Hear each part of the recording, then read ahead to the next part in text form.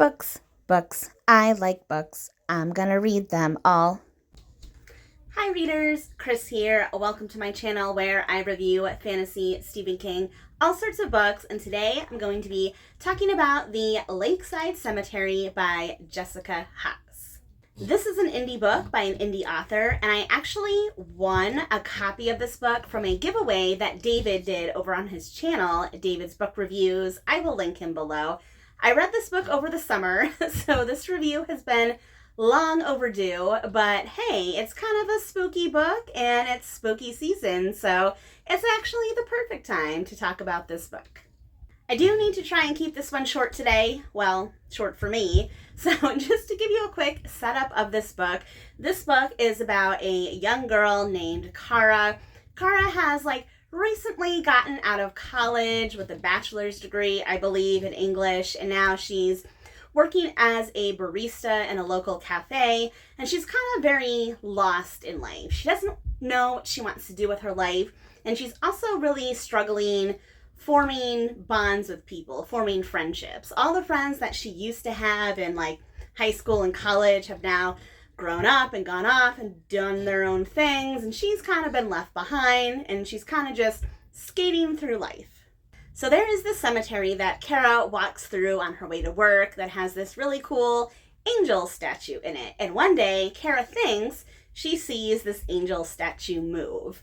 And then all of these weird things start happening. Let's just say it involves things happening in the graveyard. There are certain graves that belong to certain families, but there's certain graves that are missing. There's a mystery. I don't want to give away too much. That's pretty much all you need to know going into it.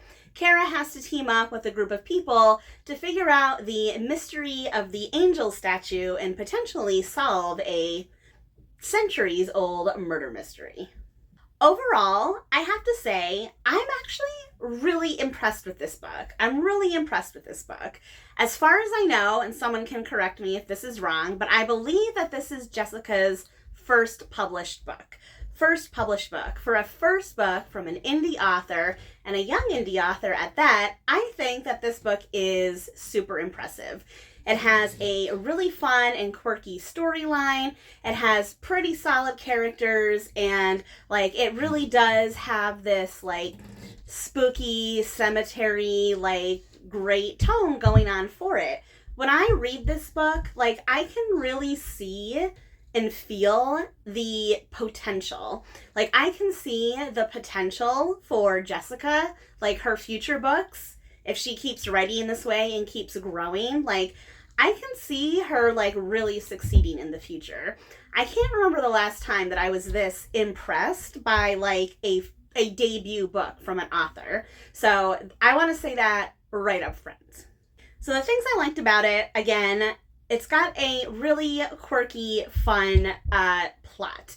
It's basically, like I said, a murder mystery, but that involves people rising from the grave and all this weird stuff. So it's weird, spooky stuff, but it's not written in a spooky way. I think it's written in a way that's accessible to anyone. So even if you're someone that's not into horror, I would not consider this book horror. Even though it does have horror elements, it's more of a supernatural kind of spooky adventure. It's a supernatural murder mystery. That's what I would describe it as. Supernatural murder mystery.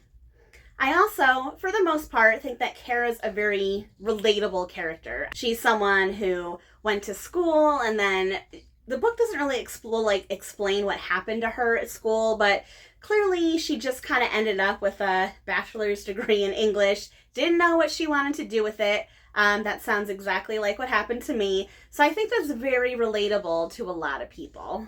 There's also a wide cast of side characters that both Kara works with at the cafe, and also the various characters in the graveyard, and I think all of that is really well done. Now, I wouldn't say that there's anything that I dislike about the book. There's nothing wrong with it, but I do think there's a couple things that could be, I'll say, improved upon, because they're fine as is, but I just feel like they could be better. Number one would be sometimes the writing, especially the transitions from scene to scene, do feel a little jarring. And I think that could be smoothed out a bit. So instead of being like, hey, I'm in the cemetery, hey, now I'm in the cafe, like you need to find some way to transition those things together so that it smooths a little bit more smoothly. Smooths more smoothly. I hope you know what I'm saying there. The second thing I would say, and this is just going to be like a really personal comment, like really personal, and it's just my opinion, and as you all know, opinions are like buttholes, everybody has one. One of the central themes in this book is centered around this thought that Kara doesn't have any friends and that she would have friends and friendship if she would just let people in. And there's nothing wrong with that. There's nothing wrong with that. However, I do feel that that is a passive way to look at things. And I feel like the more sophisticated message would be like a more proactive approach. And what I mean by that is when you say, I'll be friends with someone, I'll let them in. What you're basically saying that if someone comes to you, if someone comes to you and wants to be your friend, you will let them in. That's passive. The other way you could look at that is that I'm going to go out and I'm going to try to get someone else to let me in. That's the more like proactive, self-aware version of that, if that makes sense. And the way that I can illustrate that in the book is that one of the friends that Kara works with at the cafe, she starts to build a friendship with this person, and then they get into a fight later in the book. Something happens and there is a conflict. After this conflict happens, and this is one of the few areas in the book that kind of annoyed me, instead of Kara trying to do something to fix the rift and fix the relationship with this friend that she's making, what Kara does is basically goes back to her apartment and has a pity party and like, oh, I'm such a terrible person. She realized what a bad friend I am. Woe is me. Now, the two end up making up later on, but they don't make up because Kara did anything. They make up because the other person decided to fix it. I would have really liked to see Kara be the one to take the steps to fix it. Because here's the thing. Friendships are a relationship, and just like any other relationship, it takes two people and it takes work.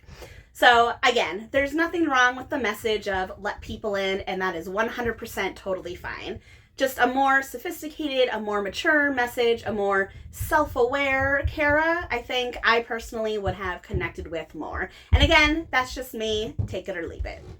So just to wrap this one up, again, I really enjoyed this one. I thought it was really fun, really cute, really quirky. And if you are looking for a spooky, atmospheric, especially if you're looking to support an indie author, I would definitely recommend The Lakeside Cemetery. I will link Jessica's channel in the description box below. She has a fun YouTube channel as well. Go check it out, read her book, and show her some support. That is all for me today. I have a very sleepy Rasco, but we want to know, have you read The Lakeside Cemetery? Have you ever read a spooky indie book? Let me know all your thoughts, all your recommendations in the comments section below. And as always, if you like this video, please give it a thumbs up. If you're not already, please subscribe to my channel for more bookish stuff and more furry friends when they're awake sometime soon. All right, everyone, happy reading. Everyone wants to see you, Roscoe. No, you're sleepy. Okay.